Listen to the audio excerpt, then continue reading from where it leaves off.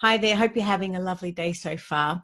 Well, this COVID-19 era has brought about a wide range of situations and scenarios that we never ever thought possible. To begin with, the thought of having to assist your children's teacher by observing your child at home during homeschooling sessions would definitely be close to the top of many parents' lists, no doubt. Now, did you actually know that homeschooling was a trend and was on the rise well before the COVID-19 era? Yeah. There were actually over 20,000 Australian children being homeschooled before the pandemic actually hit. So who better to help you with some homeschooling tips and tricks than a parent who does this every single day? Now, joining us today is our special guest, Sharon Pegrum, a mother who's been homeschooling her children for the last 4 years and has over 8 years experience in educating children. Now, whilst homeschooling her 2 boys full-time, Sharon has also juggled a happy home and built a thriving business. Now, Sharon is going to share with us today the pivotal concepts and structure, how she works, and these tips, no doubt, will help you find your flow. Thank you so much for joining us today, Sharon. How are you? I'm good. Thank you for having me. Now, Sharon, for any parent watching and listening in, I'm sure they would love to know, to begin with, how have you achieved all you have and just stayed sane? I guess I would call it organized chaos. When I was running family daycare, that's what we called it. It's organized chaos. So I won't pretend that everything is sunshine and butterflies all the time. There's definitely been many times that I have been in the middle of the day and just thought, oh, if I just sent my kids to school, they can be there for 6 hours. I could do all my work in one day and be done with it. But I think it was really important for us to homeschool. And we just made it work. So we trialed a lot of different strategies. We networked with a lot of different families. We tapped into the resources that we needed and we just nutted it out. Mm-hmm. Well, I guess after parents now have sort of like dipped their toe in the water of homeschooling per se, I'm sure there are many that may now be scratching their heads as to why you systematically chosen to homeschool your children. Can you tell us a little bit about why you actually chose to do that in the first place? Sure. And I always joke that we homeschool because I could never get up early enough to get my kids to school and be all dressed and make lunch. But jokes aside, really for us, for starters, my boys have social anxiety. That kind of solidified the choice. But we had chosen to homeschool them since day one. Mm-hmm. When they were little. A lot of our friends already homeschooled. That was part of the network that we were in. But for us, it was about the fact that I wanted my kids to learn in a way that served them really well. I wanted them to learn how to follow their interests, how to have executive function. I wanted them to be the entrepreneurs in the world to follow their dreams. For me, school is way too much about conformity and having to follow rules. And whilst we have rules in our house, they're ones that make sense and there's a reason for them. We don't have kind of just random rules. Mm-hmm. And I think as well, the competition in school is one that it doesn't really resonate with me. My eldest is the most non-competitive child in the world. He won't compete in things. He just doesn't care about that at all. And there's a lot of that kind of pitting kids off against each other. And I just knew that kind of structure for my kids was just not going to serve them.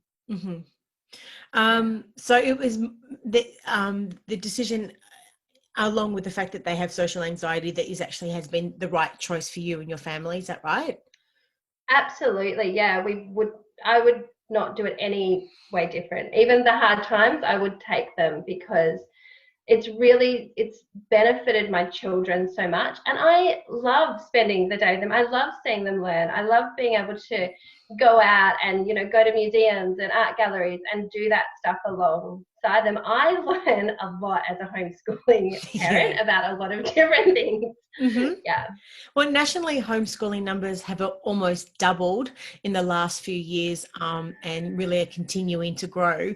What do you personally see as being the benefits of children being homeschooled by their parents? I guess it depends specifically on the family. So everyone homeschools for a different reason. We've got friends who are religious and that's why they homeschool. We've got friends who've got kids who have, a disability, or like my boys, they have social anxiety and that's why they homeschool. And then for other people, they're, unschoolers, where they have even less kind of rules and structure than us, and they just want their kids to be able to be really free form. I think benefit-wise, kids get to follow their interests and learn. And by that, I don't mean we get up in the day and go, what do you want to do? Do whatever you like.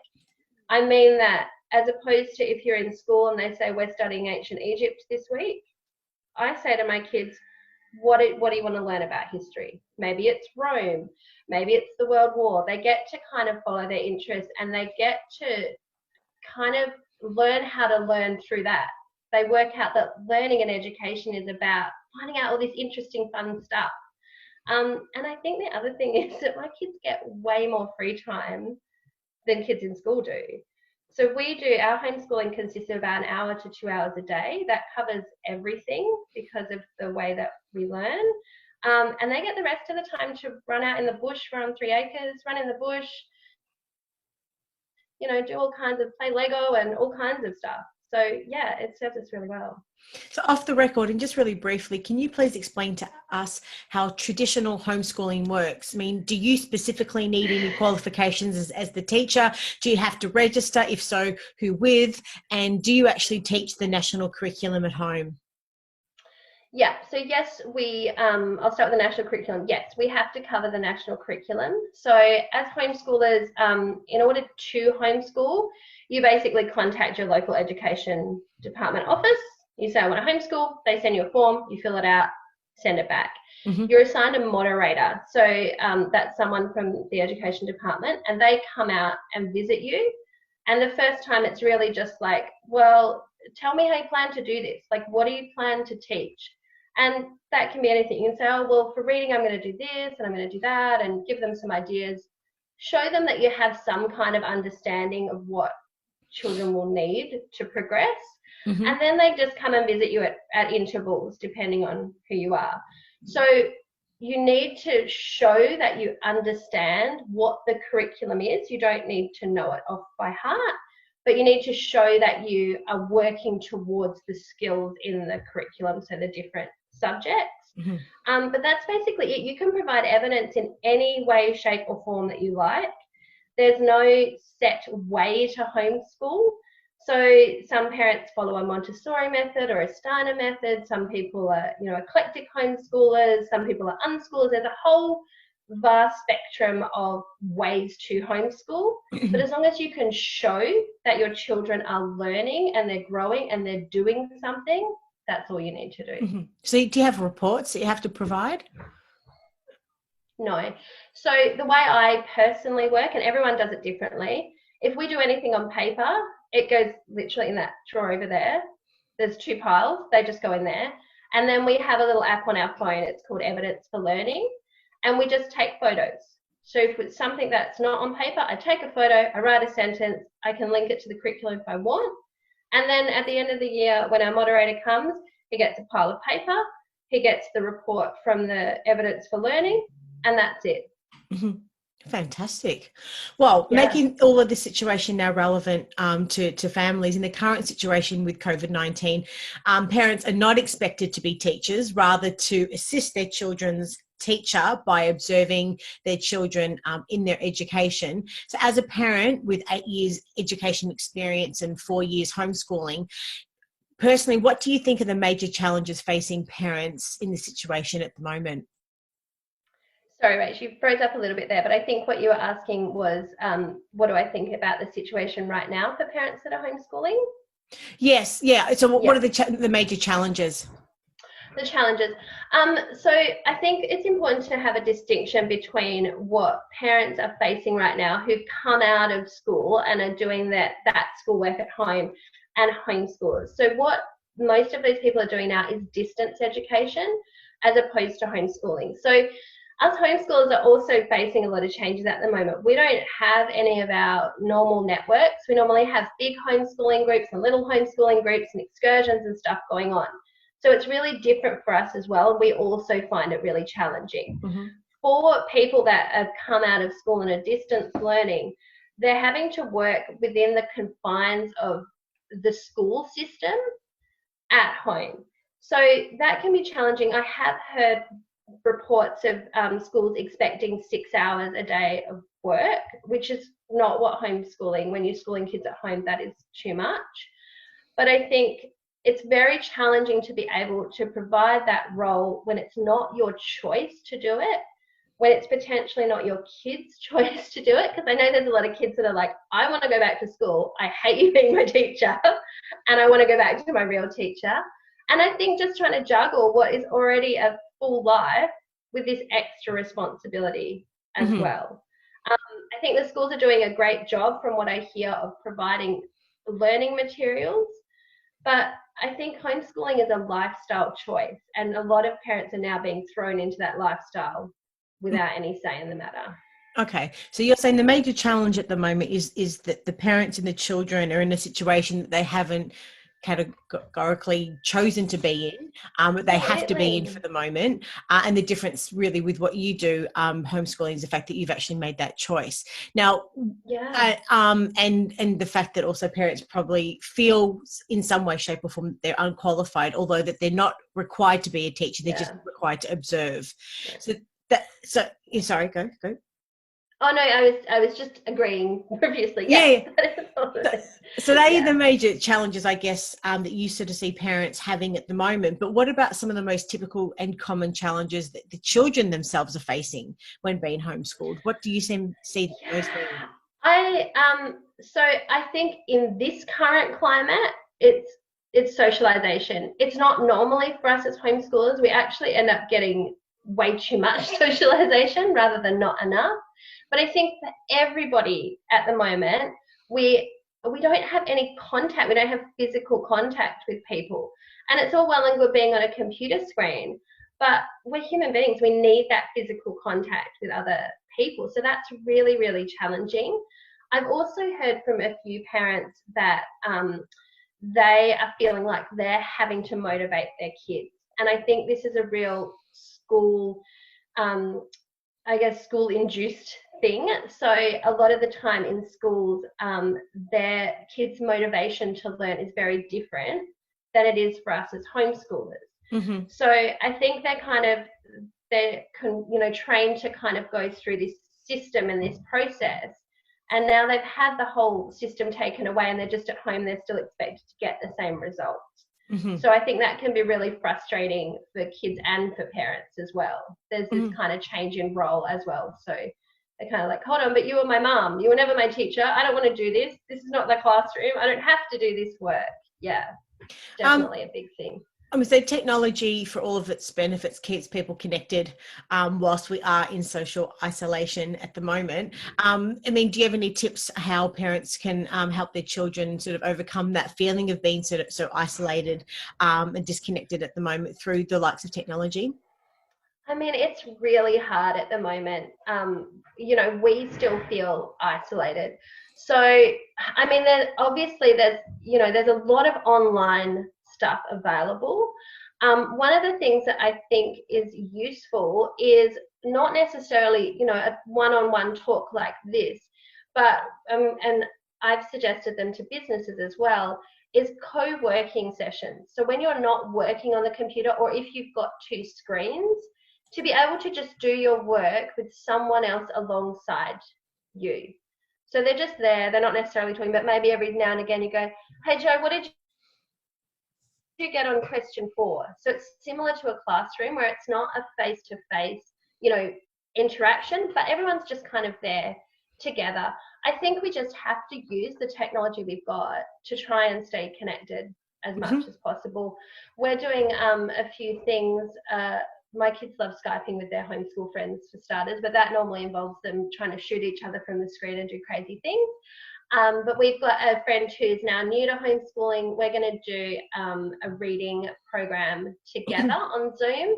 So we'll do a little bit of it online together. We'll maybe share our answers, then we'll go away and work on it and we'll come back. So I think it's just a period of time that we just have to try and make it through, really, and do the best that we can and not spend too much time on screens, even though they're our only connection at the moment. Yeah. So we published your article titled 5 Tips to Make Homeschooling Easier. For a parent who hasn't read the article, can you give us a little bit of an overview, what it's about, and just tell us what inspired you to write it? It's kind of just the accumulation of things that I've found really useful over the last 4 years. So I remember the first year homeschooling, I just thought, oh my gosh, what have I gotten into? This is crazy. How am I possibly going to make this work? And running a business alongside it was really hard because I didn't have the time to kind of problem solve things. So I've just tried to sum up the stuff that I think is valuable and that can be super helpful in limited time. Mm-hmm. Now, what would be your best advice for someone in their first few weeks of homeschooling? Okay, so it kind of depends, firstly, on whether we're talking about kids that have never gone to school or kids that are already in the school system. Mm-hmm. So we have a term in homeschool, it's called de-schooling.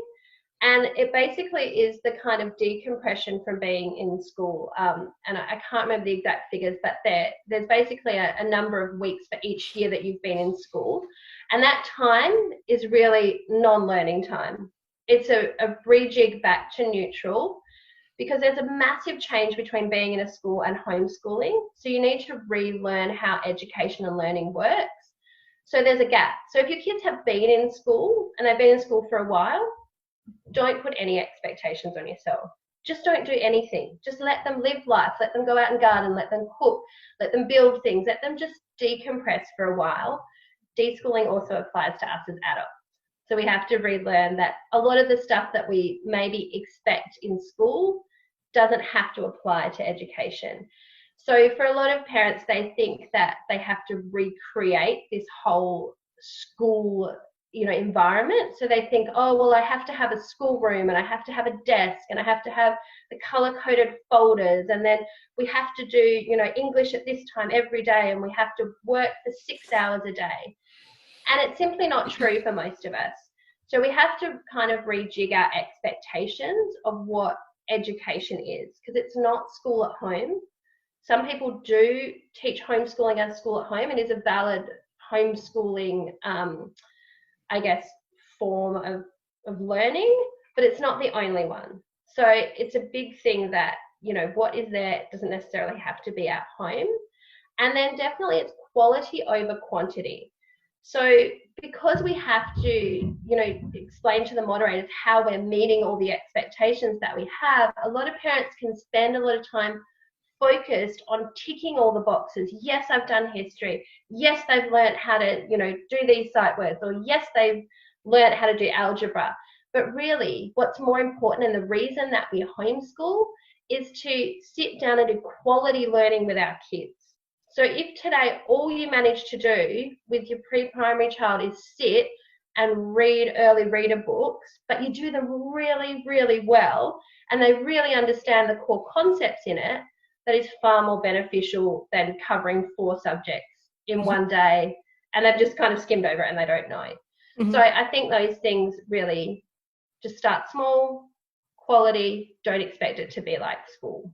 Okay. So what I'm hearing, tell me if this is correct, and this is a concept that we've spoken about a lot this week as well in other interviews, which is great to see that the message is concurrent from people of all different education disciplines, is the fact that, that education isn't necessarily always just academic. It's about a parent having the perspective of saying, well, in every moment of every day that there are opportunities to be able to teach our children, no matter what it is. As you said before, it could be from gardening, it can be from cooking. Cooking itself is a science experiment. It can be mathematical. It can be all of these different things. So don't think that education is just academic and it's just while the children are sitting down at their desk and as you are observing them in their homeschooling. Is that what you were trying to say earlier? Yeah, absolutely. And I think one of the helpful things there is recording everything. And I think I learned this when I did family daycare because we were under the early years learning framework back then. Mm-hmm. So take photos of every single thing you do. Maybe you go out on a bushwalk, and then when you come back, you look at the photos and you go, oh, you know, we saw a cocoon from a moth or something. Oh, cool. Okay, so we did some science. Oh, but also we talked about the different patterns in the trees and how some trees have more branches than others. Oh, suddenly we've got a bit of maths in there. And then we went to the mailbox and we pulled something out and we talked about the words on the front of it. Or suddenly we've got literacy in there. And then we looked at like the hills and the different terrain as we're walking. Suddenly we've got geography. Mm-hmm. And then maybe you talk about, you know, how what this area was used for the Indigenous people of the area. Suddenly you've got history. Suddenly you've covered almost all your subjects. You've done phys ed because you're walking. You've covered all your subjects in one bushwalk. So it's not that hard, but sometimes it's more about how you perceive what you've done rather than planning more things. Mm-hmm. So this is a lesson for parents in perspective and lateral thinking, is what I'm hearing at the moment. Darn it. I know, it's not about the kids, it's about us learning something new. Yeah, as well. Yeah, us homeschool parents get really, really good at being adaptable. In saying this, and get up on the fly. How do you deal with teaching children of different ages as well? Yeah, that's a really tough one. So I will put the disclaimer in, I only have 2 kids and they are 2 years apart, almost 3 years apart. But I did teach family daycare and I had children from like infants up to, I think my eldest was 11. And I had 7 kids in one day at one time, and some of those were homeschoolers. Mm-hmm. So it's really, really, really tricky. And I think parents need to be really easy on themselves when they've got little ones who don't have a nap. So when they have a nap, it's great. You can teach during the nap time. When they don't, it can be really, really challenging, especially if you've got kids that will only do things for, 10 minutes at a time. It's probably one of the most challenging things for bigger families. Mm-hmm. I think that's where it does come into planning and preparation. Mm-hmm. So I always say I plan things that take me less time and them more time. So I've made the mistake over the years of making these kind of like elaborate activities that they can do, and then they play with it for 10 minutes. I'm like, that took me 3 hours to create. So you flip that. So something's going to take try and find something else. Yeah, that takes you 10 minutes. They're going to play with it for 3 hours. Yeah, definitely. So something to occupy the smaller ones, even if you don't feel like it's valuable. Mm-hmm. So I know a lot of parents are like, oh, but they're just doing Play-Doh or they're just playing on the device or whatever they need to do so that you can allocate stuff to the other child.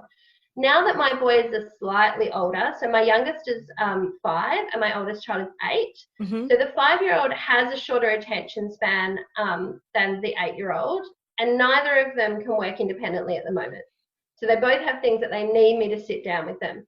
So what I tend to do is before the week starts, I plan a whole heap of activities, whether they're worksheets, whether they're hands-on things that they can do independently. They're potentially still learning something from it. Like the other week, the 5-year-old did a painting by a famous painter and he coloured it in. And so it was a bit of art. We talked a little bit about the artist, but he could do most of it on his own. So I plan these things, they sit together, one of them does something independently, I work with the other one, and then we swap over. So now that they're older, that's the easiest way for me to do it. The other thing is that we do similar activities, but at a different age range. So you can do the same science activity with a kid, a range of children across ages, and I do this when we do our homeschool co-op that we do. So across a range of ages, maybe the older children do more of the recording and the analysing and the question answering and the harder stuff. The younger children, maybe they just pour the water in and then they kind of watch and they're playing around the outskirts. So I think if you can find activities where you've got this gradient, where it's like it's easier here, but you've got more that you can add to it, then it works really well for big age groups. Mm-hmm. So what I'm hearing is it's about asking the older child the better questions or the more open-ended questions. Or they go, if we're talking about science, maybe they go off afterwards and they research further as to why those materials acted the way they did. Mm-hmm. What other materials have similar qualities that might act the same? you say to them, how could you expand on this activity? So you just give them more to do attached to that. Mm-hmm. And I think a lot of the time that we forget how expansive their imaginations are and their view of the world is sometimes. And I think it's us adults that have really sort of become quite rigid in our thinking and our view and outlook on life a little bit. So we actually sometimes just need to tap into just their, the lens that they see the world a little bit. Yeah. I think one of my favourite questions when I was running family daycare was we'd go somewhere and the kids would say, oh, look, that tree's green, look at the green leaves. And we used to say, I wonder why the trees, your leaves are green.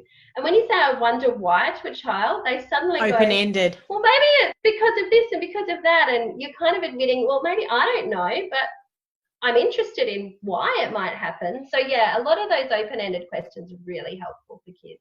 Yeah, even for us adults too. They always say if you want a better answer, ask a better question or ask it in a certain way. So everything can be absolutely. Yeah. Yeah, I was talking with some of my clients in my group the other day, and we were doing a healing session online, and they were talking about partners and having trouble with partners. And I said one of my favorite questions for my partner was always, if you did know the answer, what would it be? And he'd always come up with the answer when I'd ask him that, but he never knew beforehand. So often we know the answer, we just don't think about it. Yeah, it's just how we ask the question.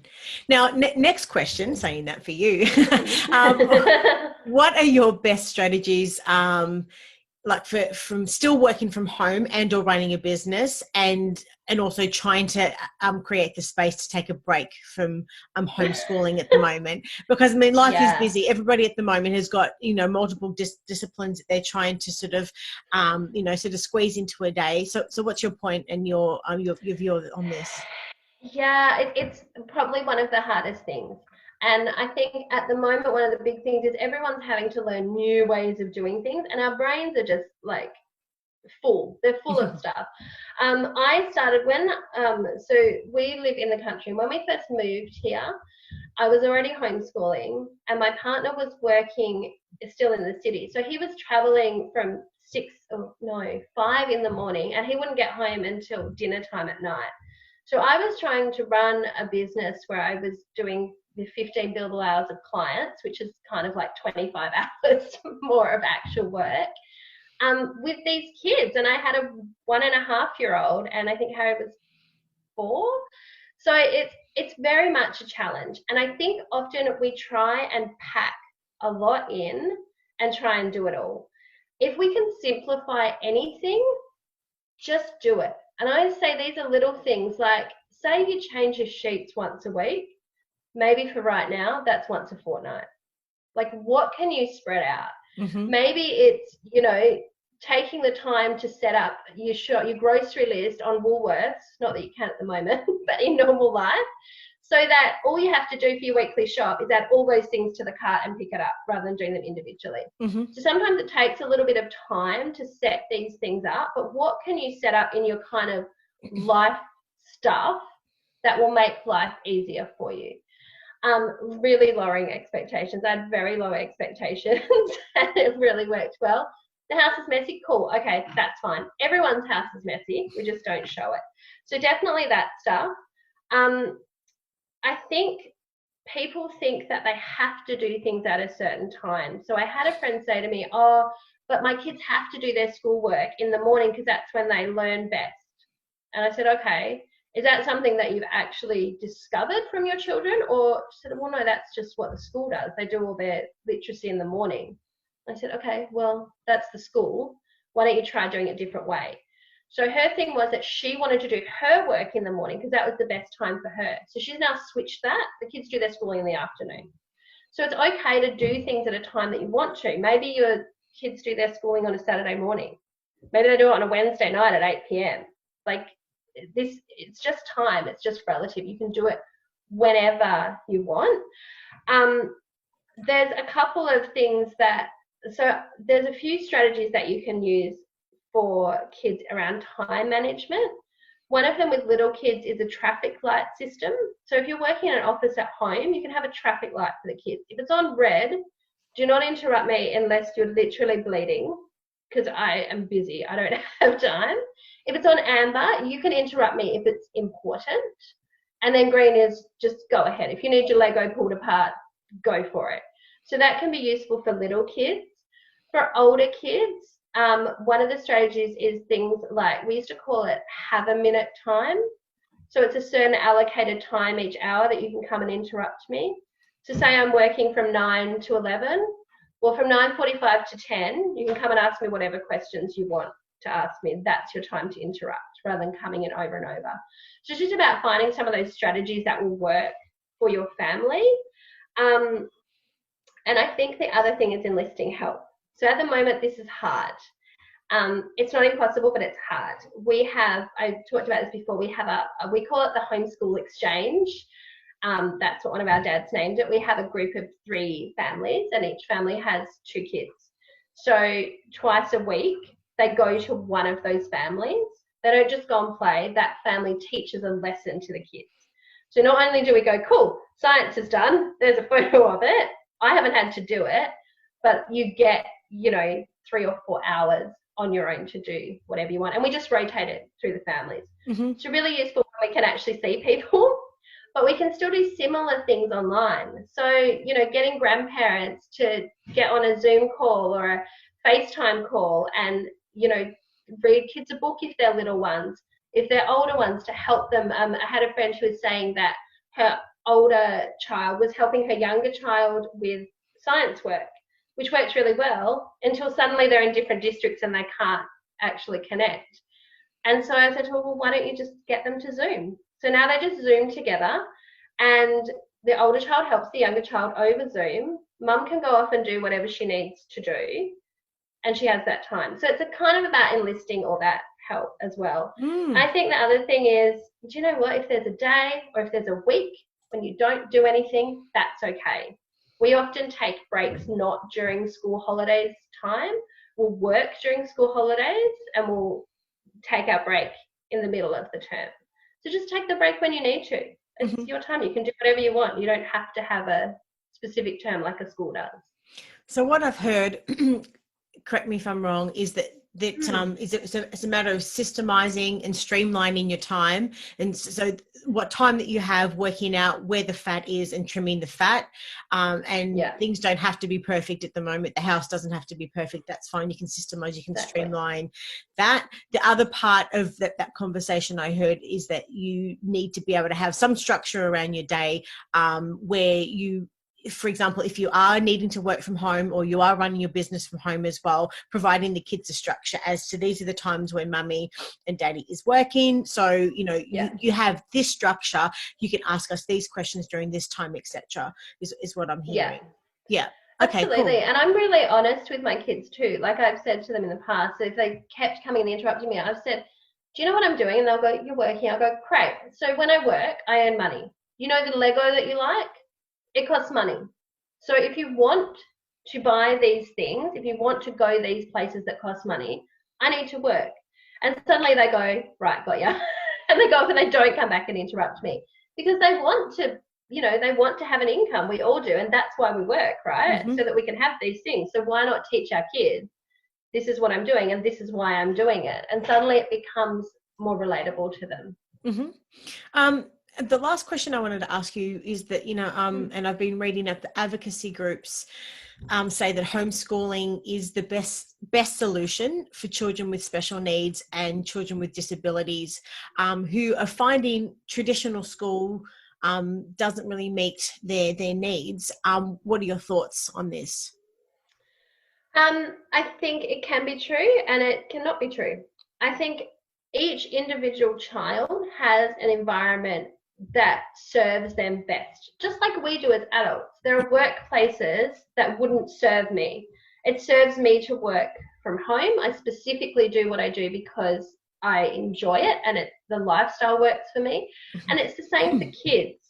There are a lot of kids that do work best in a classroom, that the structure works for them, that the larger group of children works for them, that having the same children every single day works for them. And then on the other hand, there are kids that homeschooling works better for. I think when we're talking about kids that have high medical needs or disabilities or any, extra challenges, which I think we all have extra challenges in some way, shape or form. Yes, it absolutely can work really well for those kids to be at home. They have a much more individualized learning. It can be catered to them, especially kids with sensory needs. That environment can be controlled for them and then gradually introduced. At the same time, that can be a big pressure on parents. So if you've got a kid that's very high needs and you are having people say the best place for them to learn is at home, that's a lot of responsibility to have when you're already dealing with a high needs child. Mm-hmm. So we fostered for quite a long time, well, for a couple of years. That was really hard work. If someone had said to me, it would be best for her if she was homeschooled, I don't know what I would have done. I couldn't have coped with that. That was too much pressure. I needed her to go to school. I needed someone else to share the load with me. So I think it's a really individual thing. I think people need to look at their own family dynamics, their kids, themselves, their lifestyle, where they live, what support they've got around them, and decide whether this works better for them or not. And I think it's not a black or white answer. It's okay to go to school. It's okay to homeschool. It's okay to unschool. It's okay to distance education. It's okay to do any of these things as long as it serves you well. Yeah. Look, Sharon, you've shared some really insightful information with us today, and I'm really, really grateful. If you were just to recap your top tips for parents at this time, what would they be? I think the biggest thing is just don't be hard on yourself. Just do what you're doing. Look for, at the end of the day, rather than going, oh, I didn't do this and I didn't do that and I didn't get the house done, I didn't do this. Look at what you have done. Have you got happy kids at the end of the day? Have they learnt something? Whether that's, that when you clog up the drain, water goes all over the floor, or whether that's actually like they've developed a skill in reading, cool. Are you happy? And are you having that time for yourself to fulfill your needs? And I think if you can tick those boxes, then you're done. Move on to the next day. Thank you so much for your time today, Sharon. If parents have got any questions for you, or want to reach out to you after this chat, whereabouts can they find you? You can find me on Facebook, mainly is where I am. So I have a page on Facebook, which I think is in the article. I have a group there as well that's part of my work as a movement teacher. So I share lots of mindfulness stuff in there as well. Happy to have people send me a PM through the page and ask any questions about homeschooling. Thanks, Sharon. Take care and we'll speak to you soon. Bye. Thank you. Bye.